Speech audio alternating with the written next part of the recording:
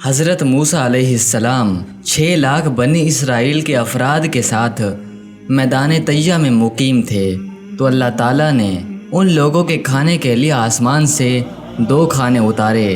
ایک کا نام منا اور دوسرے کا نام سلویٰ تھا۔ منا بالکل سفید شہد کی طرح ایک حلوہ تھا۔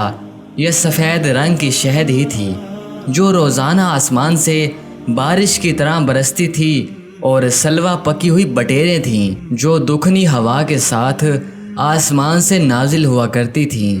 اللہ تعالیٰ نے بنی اسرائیل پر اپنی نعمتوں کا شمار کراتے ہوئے قرآن مجید میں ارشاد فرمایا، اور تم پر منا و سلویٰ اتارا۔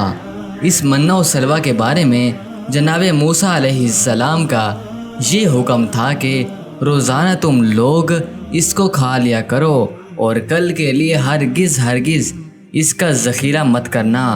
مگر بعض ضعیف الاعتقاد لوگوں کو یہ ڈر لگنے لگا کہ اگر کسی دن منا و سلویٰ نہ اترا تو ہم لوگ اس میدان میں بھوکے مر جائیں گے۔ چنانچہ ان لوگوں نے کچھ چھپا کر کل کے لیے رکھ لیا، تو نبی کی نافرمانی سے ایسی نحوست پھیل گئی کہ جو کچھ لوگوں نے کل کے لیے جمع کیا تھا وہ سب سڑ گیا، اور آئندہ کے لیے اس کا اترنا بند ہو گیا۔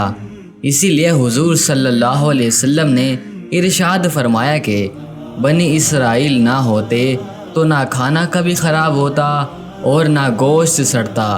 کھانے کا خراب ہونا اور گوشت کا سڑنا اسی تاریخ سے شروع ہوا، ورنہ اس سے پہلے نہ کھانا بگڑتا تھا اور نہ گوشت سڑتا تھا۔